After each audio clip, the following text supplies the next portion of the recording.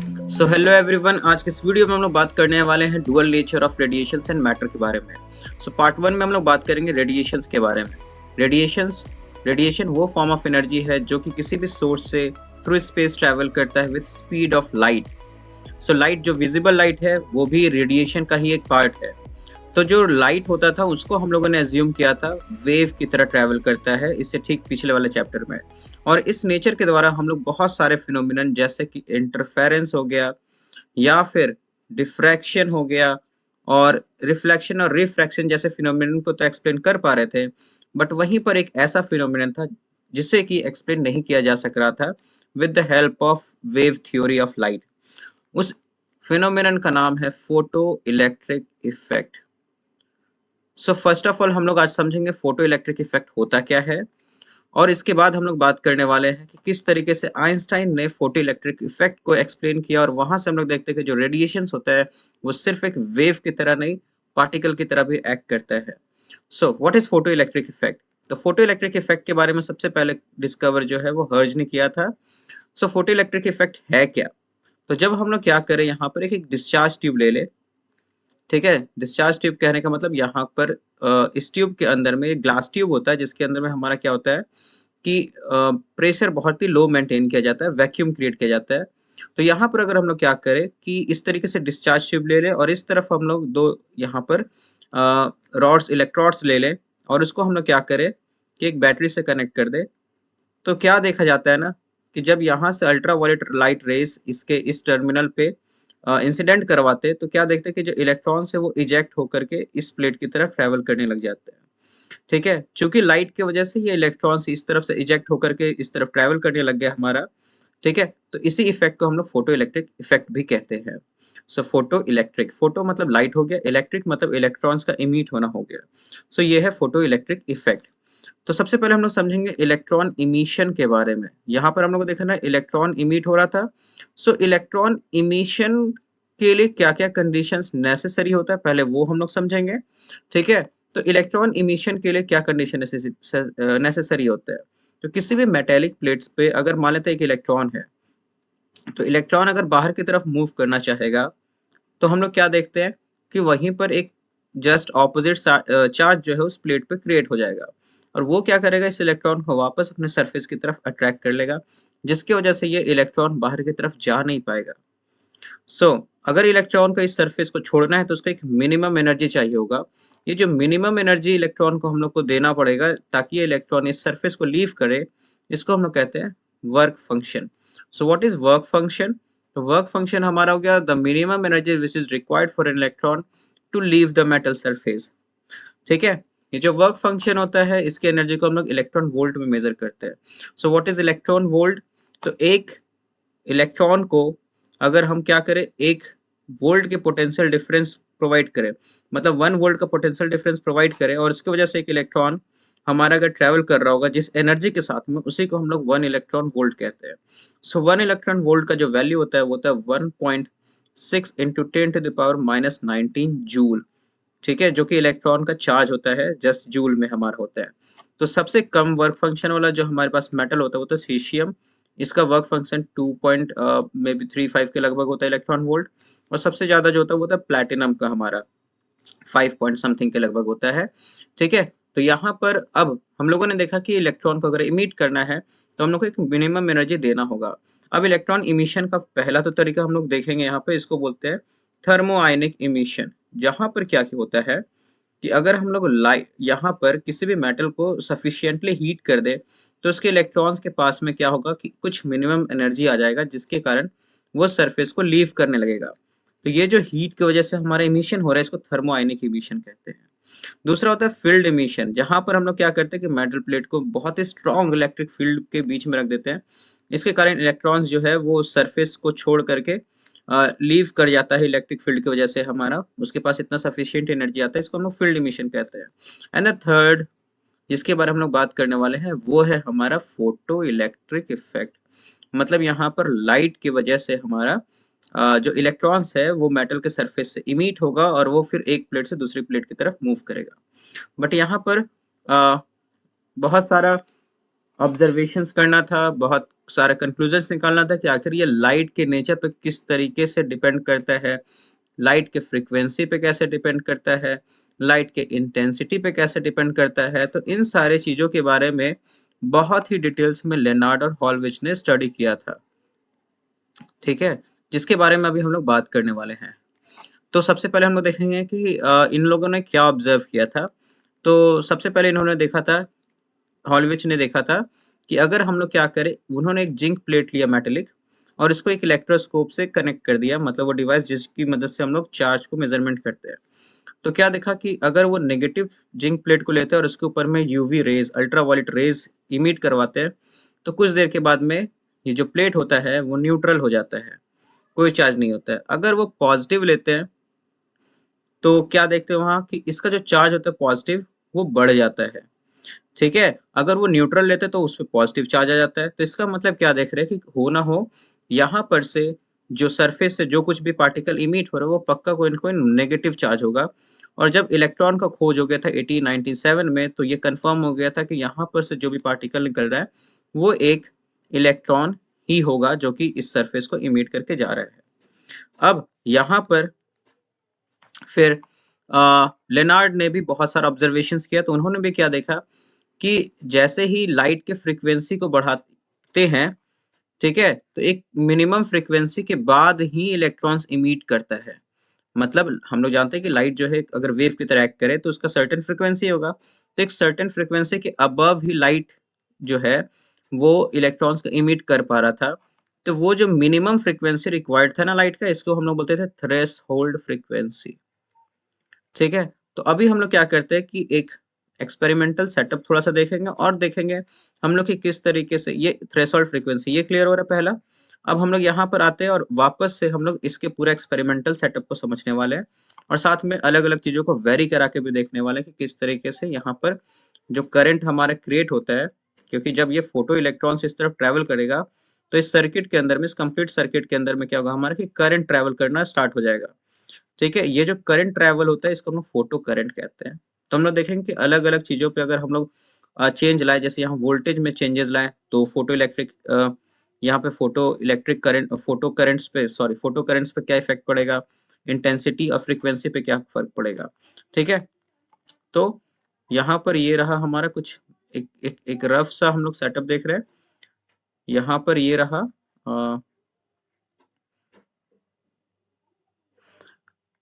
Okay, ये रहा कुछ एक रफ सा सेटअप है। अब यहाँ से अल्ट्रावायलेट रेज को जैसे ही इसमें पास कराया गया तो इलेक्ट्रॉन्स यहाँ से इमिट होकर के इस तरफ की ओर जा रहे हैं। सो फर्स्ट ऑफ ऑल हम लोग देखेंगे कि इंटेंसिटी अगर लाइट का वेरी करते हैं तो क्या देखने को मिलता है। सो इंटेंसिटी को वेरी करने पे ऑब्जर्वेशन ये हम लोग को मिलता था कि जैसे जैसे हम लोग इंटेंसिटी बढ़ाते थे फोटो करंट जो है वो भी बढ़ता था। फोटो करंट इंक्रीज होता है upon increasing what, intensity of the light. इसका मतलब कि नंबर ऑफ इलेक्ट्रॉन्स कितना इमिट हो रहा है वो इस बात पर डिपेंड करता है कि इसका इंटेंसिटी कितना ज्यादा है। मतलब अगर हम लोग बहुत ज्यादा ब्राइट लाइट यहाँ पे यूज करेंगे तो इंटेंसिटी जो है वो, फोटो करंट जो है हमारा वो बढ़ जाएगा।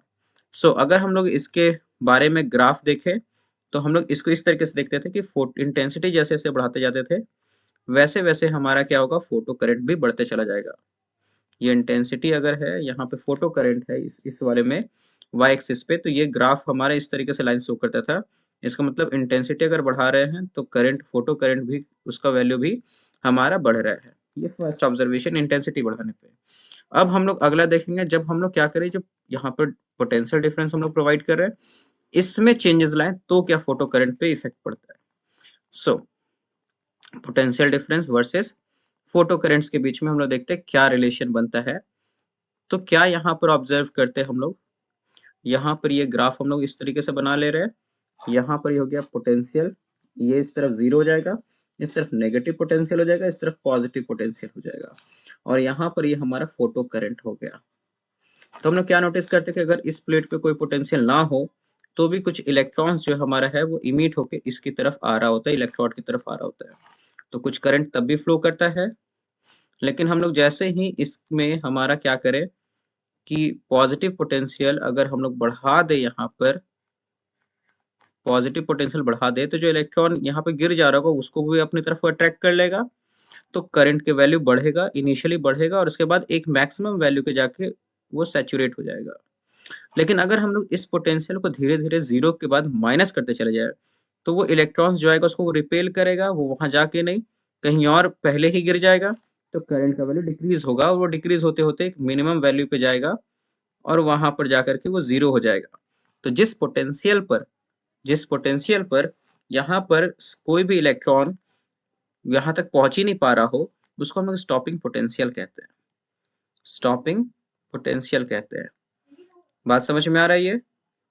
अब हम लोग इसी को अलग अलग इंटेंसिटीज पर देखें तो क्या देखते हैं ना कि चाहे कोई भी इंटेंसिटी हम लोग इंक्रीज डिक्रीज करें, इंटेंसिटी बढ़ाने पर अगर हम लोग इमेजिन करते कि यहाँ पर अब इंटेंसिटी पहले के मुकाबले बढ़ा दिया गया है, तो इस ये इंटेंसिटी ऑफ ए था, अब इंटेंसिटी ऑफ बी में क्या देखेंगे तो नंबर ऑफ जो इलेक्ट्रॉन से इजेक्ट होना वो बढ़ जाएगा, तो करंट भी बढ़ेगा। लेकिन यहाँ पर हम लोग क्या नोटिस करते हैं कि जो स्टॉपिंग पोटेंशियल है वो सेम ही रहता है। इसका मतलब क्या है कि देखो यहाँ पर अगर इलेक्ट्रॉन्स इस तरफ आ रहा है और यहाँ पर ये नेगेटिव पोटेंशियल है तो ये इसको ऑपोजिट डायरेक्शन में रिपेल करा तभी ये रुक पा रहा है। तो अगर यहाँ पर हर एक इलेक्ट्रॉन के पास जितना एनर्जी होगा ये स्टॉपिंग पोटेंशियल उस बात पर डिपेंड करता है। तो क्या नोटिस करते हैं कि जो इंटेंसिटी बढ़ाने से हम लोग नंबर ऑफ इलेक्ट्रॉन्स तो बढ़ा दे रहे हैं, करंट तभी बढ़ रहा है, बट हर एक इलेक्ट्रॉन के पास जो एनर्जी है उसमें कोई चेंज नहीं आ रहा है, क्योंकि अगर उसमें चेंज आता तो इलेक्ट्रॉन ज्यादा एनर्जी के साथ मूव करता तो उसको रोकने के लिए हम लोग स्टॉपिंग पोटेंशियल को बढ़ाना पड़ता है, पर उन सब का पोटेंशियल जो है स्टॉपिंग पोटेंशियल वो सेम होता है। सो यहाँ पे देखिए हम लोग कि नंबर ऑफ इलेक्ट्रॉन्स जो है वो इंटेंसिटी पे डिपेंड करता है, बट हर एक इलेक्ट्रॉन का एनर्जी इंटेंसिटी पर डिपेंड नहीं करता है। अब एक थर्ड ऑब्जर्वेशन जो देखा गया वो देखा गया फ्रीक्वेंसी को वेरी करा के। तो फ्रीक्वेंसी को जब हम लोग वेरी करा के नोटिस करते हैं फ्रीक्वेंसी को, तो फोटो करंट तो क्या हम लोग ऑब्जर्व करते हैं कि एक मिनिमम की जैसे जैसे हम लोग फ्रीक्वेंसी बढ़ाते हैं, जैसे जैसे हम लोग फ्रीक्वेंसी बढ़ाते हैं यहाँ पर लाइट रेज का, तो क्या नोटिस करते हैं कि फ्रीक्वेंसी बढ़ाते हैं तो हर एक इलेक्ट्रॉन का काइनेटिक एनर्जी बढ़ता है। और इसी ग्राफ को अगर हम लोग देखें तो फ्रीक्वेंसी बढ़ाने के बाद क्या देखते हैं कि यहाँ पर इसका स्टॉपिंग पोटेंशियल बढ़ते चला जाता है, मतलब ये सैचुरेशन करंट तो सेम ही रहेगा बट हर एक का स्टॉपिंग पोटेंशियल बढ़ते चला जाएगा हमारा। मतलब क्या है कि जैसे जैसे हम फ्रीक्वेंसी बढ़ा रहे हैं स्टॉपिंग पोटेंशियल भी बढ़ रहा है, तो स्टॉपिंग पोटेंशियल क्या था कि कितना एनर्जी रिक्वायर्ड होगा हर एक इलेक्ट्रॉन को रोकने के लिए, ठीक है। तो इसका मतलब ये है कि फ्रीक्वेंसी बढ़ाने से हर एक इलेक्ट्रॉन के पास एनर्जी बढ़ रहा होगा, ये क्लियर हो रहा है। एनर्जी बढ़ रहा है हर एक इलेक्ट्रॉन का, तभी तो इसको रोकने के लिए भी हमको ज्यादा नेगेटिव डायरेक्शन में पोटेंशियल रिक्वायर्ड होगा। So energy of each electron depends upon its frequency. ये बात क्लियर हो रहा है कि फ्रीक्वेंसी पे ही एनर्जी जो है वो डिपेंड करता है हर एक इलेक्ट्रॉन का, ठीक। ये सारा ऑब्जर्वेशन क्लियर हो पा रहा है।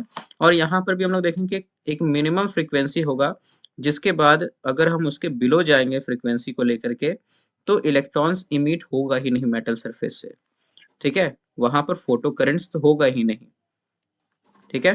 जैसे हम लोग मान लेते हैं यहाँ पर एक एग्जांपल की मदद से समझते हैं, यहाँ पर स्टॉपिंग पोटेंशियल जो हमारा है वो मान लेते हैं 1 वोल्ट का है, ठीक है। तो कुछ यहाँ पर जो लाइट रेज आ रहा है कुछ फ्रीक्वेंसी के साथ में, तो वो इलेक्ट्रॉन्स को इजेक्ट कर रहा है। ये जस्ट नेगेटिव साइड वाला क्या करेगा इसको मतलब ये जो प्लेट है हमारा ये नेगेटिव साइड से ये नेगेटिव हो गया तो ये इलेक्ट्रॉन को रिपेल करेगा और ये इलेक्ट्रॉन क्या होगा कि अब रिपेल होने के कारण यहाँ पहुंच नहीं पाएगा इस प्लेट तक। अब एक ऐसा कंडीशन हो जाए जहां पर स्टॉपिंग पोटेंशियल 0 वोल्ट हो जाए, एक ऐसा कंडीशन जहां पर स्टॉपिंग पोटेंशियल 0 वोल्ट हो जाए, मतलब फ्रीक्वेंसी हम लोग क्या देखें ये फ्रीक्वेंसी पे स्टॉपिंग पोटेंशियल डिपेंड कर रहा है, तो फ्रीक्वेंसी हम लोग डिक्रीज करते करते एक ऐसा पॉइंट पे तो आ ही जाए कि स्टॉपिंग पोटेंशियल 0 हो जाए। मतलब उस कंडीशन में क्या है कि इलेक्ट्रॉन्स उस सरफेस से इजेक्ट ही नहीं हो पा रहा है, तभी तो वो 0 वोल्ट पे ही हमारा 0 वोल्ट मतलब इस तरफ कोई वोल्ट ना है 0 वोल्ट है तो भी यहाँ पे से इलेक्ट्रॉन इजेक्ट नहीं हो पा रहा है। सो आई होप ये क्लियर हो रहा होगा। तो उस फ्रीक्वेंसी के अगर हम लोग नीचे चले जाएं तो इलेक्ट्रॉन्स इमिट ही नहीं होगा, तो वो थ्रेशोल्ड फ्रीक्वेंसी हो गया, मतलब उसके अबव जाएंगे तभी जाके इलेक्ट्रॉन्स इमिट हो पा रहा होगा, ठीक है। तो ये सारा ऑब्जर्वेशन जो है वो देखा गया था फोटो इलेक्ट्रिक इफेक्ट के अंदर में। अब इन सारे ऑब्जर्वेशंस का वेव नेचर की मदद से हम लोग कोई एक्सप्लेनेशन नहीं दे पा रहे थे। ऐसा इसलिए क्योंकि वेव नेचर में हमारा क्या बात कर रहे थे, हम लोग देखते थे कि इंटेंसिटी बढ़ाने से, इंटेंसिटी बढ़ाएंगे तो वेव का एम्पलीट्यूड बढ़ेगा और वेव का एम्पलीट्यूड बढ़ेगा तो उसका एनर्जी बढ़ेगा। बट यहाँ क्या देख रहे थे कि इंटेंसिटी से तो कोई फर्क ही नहीं पड़ रहा है, यहाँ फर्क पड़ रहा है वेव के फ्रीक्वेंसी से। एक बात तो यहाँ पर मिस्टेक हो गया। दूसरा, हम लोग क्या देखेंगे कि अगर हम लोग समझे कि लाइट रेज अगर वेव की तरह आ रहा है तो कॉन्टिन्यूस एनर्जी को सप्लाई कर रहा होगा, तो यहाँ पर इलेक्ट्रॉन्स को इमिट होने में सारा इलेक्ट्रॉन्स एनर्जी एब्जॉर्ब करेगा एक साथ, और फिर एक सर्टेन टाइम इंटरवल के बाद में वो सब एनर्जी जो है एब्जॉर्ब करने के बाद में बाहर की तरफ एक साथ रिलीज होगा। बट ऑब्जर्व करने पे ये भी नहीं देखने को मिलता है। क्या दिखता है कि जैसे ही लाइट जाता है इंस्टेंटेनियसली वहां से इलेक्ट्रॉन जो है वो इमिट हो जाता है। ठीक है, तो वेव नेचर की मदद से हम लोग के पास कोई एक्सप्लेनेशन नहीं था इन सारी बातों को बताने का। आइंस्टाइन ने फिर एक एक्सप्लेनेशन दिया। उन्होंने इस एक्सप्लेनेशन को इस तरीके से समझाया कि जो लाइट है वो एक्चुअल में वेव नहीं है, वो छोटे छोटे एनर्जी के पैकेट्स के रूप में ट्रेवल करता है, जिसको कि क्वांटा कहा जाता है। और हर एक जो हमारे पास में वो आ रहा है क्वांटा, उसका जो एनर्जी होगा वो एच न्यू होगा। यहाँ पे एच प्लैंक्स कांस्टेंट होगा, न्यू जो होगा वो फ्रीक्वेंसी होगा। मतलब क्या कि जो एनर्जी है मेटल सरफेस पे वो छोटे छोटे पैकेट्स के रूप में ट्रेवल करता हुआ आ रहा है, जिसको क्वांटा कह दिया गया। और हर एक पैकेट के पास जो एनर्जी है is equal to H nu के फॉर्म में होगा, जहां पर उसके फ्रीक्वेंसी पर आ, उस क्वांटा का एनर्जी डिपेंड कर रहा होगा। ये बात क्लियर हो पा रहा है।